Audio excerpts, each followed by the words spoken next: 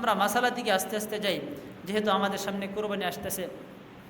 এখনো প্রথমে আসে যে কুরবানি কার উপর ফরজ।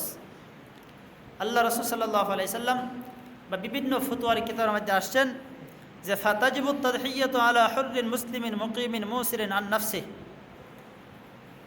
যে ব্যক্তির নিকট জিলহজ মাসের 10, 11, 12, কত 10, 11, 12 জিলহজ মাস, আরবি বা ইংরেজি মাস না, বাংলা মাস না, আরবি মাস হিসাব। আরবি হিসাবে জিলহজ মাসের 10 তারিখে শুবে সাদিকের পর থেকে 12 তারিখ মাগরিবের আগ মুহূর্ত, এই 3 দিন হইল কুরবানির সময়। এই 3 দিন ভিতরে যার কাছে সাহেবে নেসাব পরিমাণ মাল থাকবে তার উপর কুরবানি করা ওয়াজিব। এখন আসেন, নেসাব কতটুকু নেসাব থাকলে তার উপর কুরবানি করা ওয়াজিব হবে। কারণ নিকট যদি যাকাতের মাসলা যারা শুনছেন তাদের জন্য অনেকটা সহজ হবে। কারো কাছে যদি নিত্য প্রয়োজন ব্যতীত যাকাত এবং কুরবানি ক্ষেত্রে একটু ব্যবধান আছে। কারণ নিকট যদি নিত্য প্রয়োজন ব্যতীত অতিরিক্ত সম্পদ থাকে, কারণ নিকট 7.5 তোলা স্বর্ণ বা 52.5 তোলা রূপা, কারো কাছে শুধু স্বর্ণ আছে, রূপাও নাই, টাকাও নাই, অন্য নিত্য প্রয়োজন জিনিস নাই, তার জন্য হুকুম হইল 7.5 তোলা স্বর্ণ হওয়া লাগবে। 7.5 তোলা স্বর্ণ যতক্ষণ না হবে ততক্ষণ তার উপর কুরবানি ওয়াজিব হবে না। এখন কারো কাছে স্বর্ণও নাই, অর্থও নাই, টাকাও নাই, কারো কাছে রূপা আছে, এই রূপা যতক্ষণ পর্যন্ত 52.5 ভরি পর্যন্ত না পৌঁছবে ততক্ষণ পর্যন্ত তার উপর কুরবানি ওয়াজিব হবে না। এখন যদি এরকম হয় কারো কাছে স্বর্ণ নাই, রূপাও নাই, তার কাছে অর্থ টাকা পয়সা আছে, নিত্য প্রয়োজনে অতিরিক্ত জিনিস আছে, এই ক্ষেত্রে কি কর্তব্য হবে?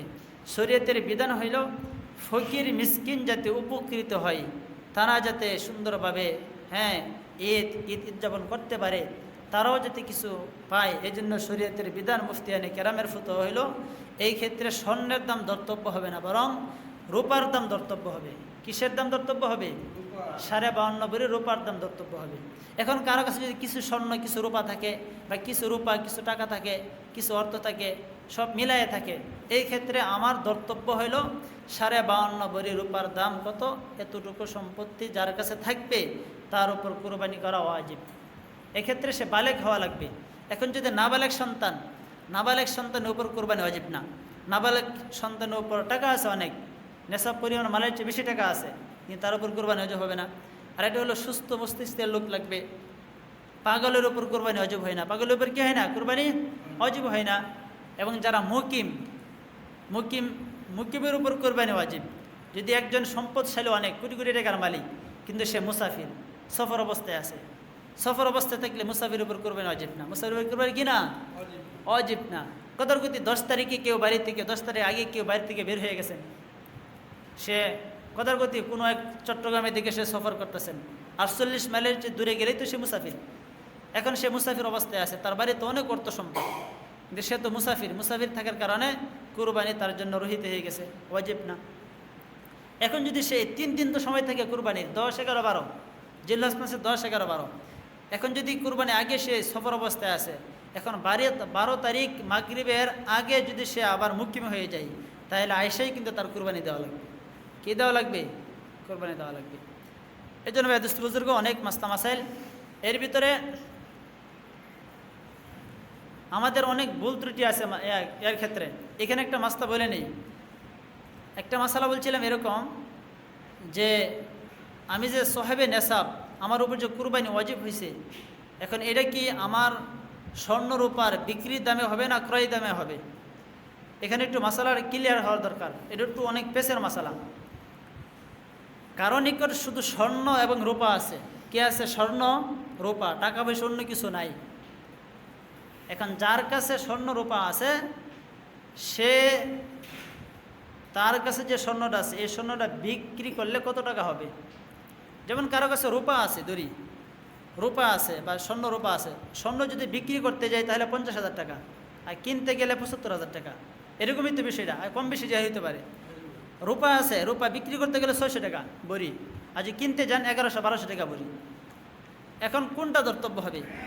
যার কাছে যখন যে স্বর্ণ আছে এটা বিক্রি করার দাম ধর্তব্য হবে, না বাজার দর, বর্তমান বাজার দর ধর্তব্য হবে? এই মশলাটা একটু বেশ ভালো করে বোঝেন। কারো কাছে যদি স্বর্ণ রূপা থাকে, টাকা পয়সা অন্য কিছু না থাকে, নিত্য প্রয়োজন অতিরিক্ত কিছু না থাকে, তাহলে তার কাছে যে স্বর্ণটা আছে এই স্বর্ণটা বিক্রির দাম ধর্তব্য। সেই স্বর্ণটা বাজারে বিক্রি করলে কত টাকা হবে, এত টাকা হিসাব করে যদি 52.5 ভরি রূপার সমতুল্য সমপরিমাণ টাকা হয় তাহলে তার উপর কোরবানি ওয়াজিব। মাসালা বুঝে আসছে সবার? কেউ যদি না বুঝেন প্রশ্ন করতে পারেন, সবার অনুমতি আছে। একটা মাসলা কার মনে আসতেছেন সাথে সাথে প্রশ্ন করবেন। আজকে শুধু আপনারা প্রশ্ন করবেন, আমি বলবো আপনারা শুনবেন। এই জন্য যে কেউ প্রশ্ন করতে পারবেন, অনুমতি আছে সকলেরই। এটা হলো একটা কথা। আর কারো কাছে স্বর্ণ এবং রূপা নাই, টাকা আছে, ব্যাংকে টাকা আছে, হাতে টাকা আছে, বা নিত্য প্রয়োজন বেশি আছে। নিত্য প্রয়োজন বলতে কতটুকু? আপনার ঘরে ফ্রিজ আছে 3টা, আপনার প্রয়োজন একটা, এই 2টা কিন্তু ধর্তব্য, এই 2টা এর মধ্যে গণ্য করতে হবে। আপনার ঘরের ভিতরে এরকম কথার কিন্তু টিভি আছে, টিভিতে এমনি না যাইস, তারপরে টিভি আছে, এটা তো একটা পণ্য মাল। এখন আপনার এক টিভি দিয়ে আসলে আপনার ঘরে আছে 3টা টিভি, এখন বাকি 2টা টিভির দাম ধর্তব্য করতে হবে। আপনার ঘরের ভিতরে এরকম খাট আছে অতিরিক্ত, আপনার 2টা খাট হইলে আপনার প্রয়োজন মেডে, এখন আপনার ঘরে খাট আছে 5টা, তো এই 5টার ভিতরে 2টাতে প্রয়োজন পড়ে, এই 3টার দাম এখানে যোগ করতে হবে। বুঝে আসছে মাসলা? এরকম আপনার কাপড় চোপড় আছে, আপনার নিত্য প্রয়োজন 10 সেট কাপড় হলেই চলে, এখানে আপনার কাপড় আছে 50 সেট, তাহলে বাকি 40 সেট কাপড়ের দাম কত হয় এটা ধর্তব্যরে যোগ করতে হবে। এরকম যোগ করার পরে যদি 52.5 ভরি রূপার সমপরিমাণ টাকা হয় তাহলে কোরবানি করা ওয়াজিব। এখন যে মাসলাটা, এটা সূক্ষ্ম যে মাসলাটা বলতে চাইছিলাম, এটা হলো আপনার কাছে স্বর্ণ নাই, রূপা নাই, টাকা অর্থ আছে, তখন কোন দাম ধর্তব্য হবে?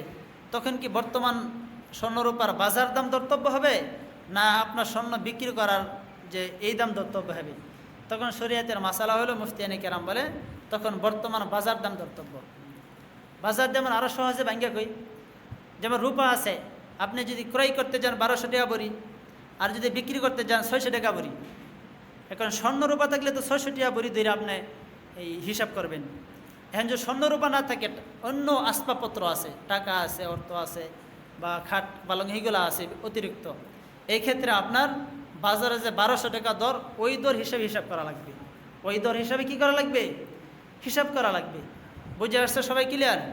যেমন 1200 দর যদি ধরা হয়, 52.5 ভরি দাম প্রায় 60-65 হাজার টাকা, তো 65 হাজার টাকা কারো কাছে থাকলে বা তার চেয়ে বেশি থাকলে কোরবানি করা উচিত তার উপর। এটা হলো একটা মাসালা। এখন আসেন আরেকটা মাসালা। যে ব্যক্তির উপার্জন সম্পূর্ণ হারাম, হারাম সম্পদ ছাড়া অন্য কিছুর মালিক নয়, তার উপর কোরবানি ওয়াজিব নয়, বরং কোরবানি করা নাজায়েজ। কারো সম্পূর্ণ উপার্জনই হারাম, হালাল কোনো টাকা তার কাছে নাই, হালাল কোনো টাকা তার কাছে নাই। এখন এই হারাম টাকা দিয়া সে কুরবানি করতে পারবে কিনা? শরীয়তের মাসলা হলো এটা হারাম, এটা নাজায়েজ, কুরবানি ওয়াজিব হয় না। বরং তার জন্য এখন যদি এরকম হয়, কারো কাছে কিছু হালাল মানে সন্দিহান টাকা যদি কারো কাছে থাকে, হারাম টাকাও আছে, হালাল টাকাও আছে, এই ক্ষেত্রে করণীয় কি? এই ক্ষেত্রে করণীয় হলো তারা যে হালাল টাকা, সে হালাল টাকাতে কোরবানি করবে। এখন আসেন, এখানে আরও মশলা আছে, অনেক মশলা বের হয়। শরিকানা আমরা কোরবানি দিই, যারা শরিকানা 7 জন, 5 জন, 3 জন, এরকম যারা কোরবানি দেন, এই ক্ষেত্রে একটা গরুর ভিতরে, গরু এবং উট মহিষ, এর ক্ষেত্রে 7 জনের বেশি হওয়া যায় না, সর্বোচ্চ 7 জন। আর বকরি, বেড়া, দুম্বা, এই ক্ষেত্রে 1 জন, এনো আরেক কেউ শরিক হইতে পারে না। এখন একটা গরুর ভিতরে 7 জন অংশীদার হইতে পারে, এই 7 জনের ভিতরে সবারই মন দিল এক হওয়া লাগবে। 7 জনের ভিতরে কারো একজনের যদি গুস্ত খাওয়ার নিয়ত থাকে, যে আমি গুস্ত খাওয়ার লেগে কুরবানি দিতেছি, তাহলে 7 জনের কুরবানি বাতিল। 7 জনের কুরবানি কি হয়ে যাবে? বাতিল হয়ে যাবে। এখন এই 7 জনের ভিতরে একজনের টাকা যদি সুদি টাকা থাকে, সুদের টাকা থাকে, তাহলে এখানেও সকলেরই কুরবানি বাতিল। এখন এই 7 জনের ভিতরে যদি কারো একজনের হারাম টাকা থাকে, তাহলে একজনের হারাম টাকা সবার সাথে মিশার কারণে সবার কুরবানি বাতিল। এই জন্য ভাই দোস্ত বুজুর্গ, খুবই সতর্কতা। এই জন্য যারা শরিকানা কুরবানি দেয়, সবাই একসাথে দোলা হইয়া, তারপরে আমরা দিল একমাত্র আল্লাহ তাআলার জন্যই কুরবানি দিতেছি, এরকম নিয়ত পাকাপুক্ত করে তারপরে কুরবানি দেওয়া। এই জন্য শরিকানা একজনে জানলই না, তাকে বললাম ভাই তুই আমার সাথে থাকিস, তুই আমার সাথে থাকিস, এরকম না।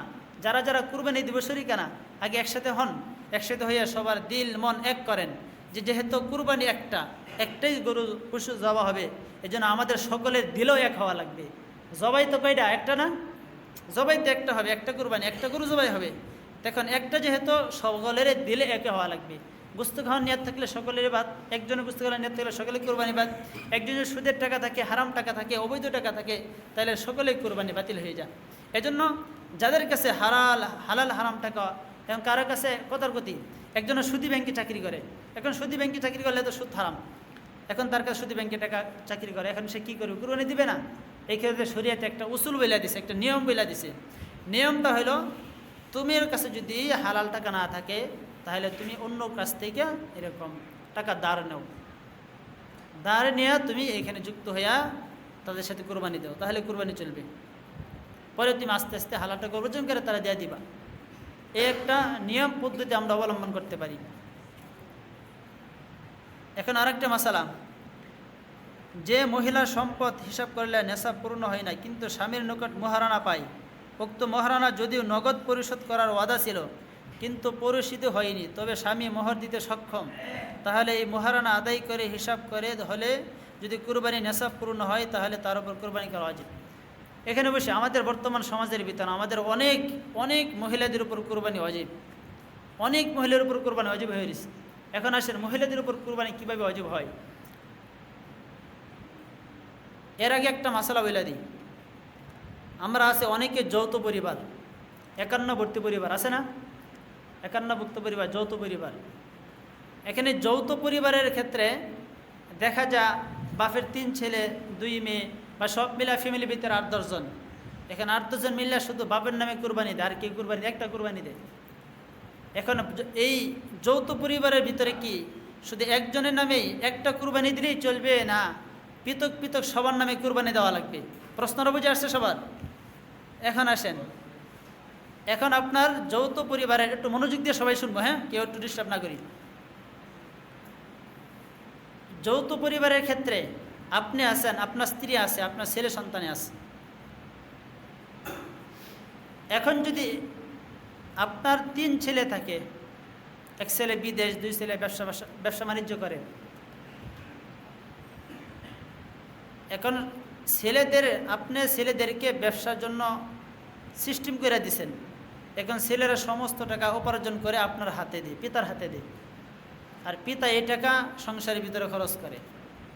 ছেলেদের হাতে ক্যাশ নাই, মেয়েদের হাতে ক্যাশ নাই, বরং তাদের উপার্জিত টাকা বাপের কাছে দেয়, পিতার কাছে দেয়। যদি এরকম হয় তাহলে এই টাকার মালিক কে বলেন তো? পিতা না?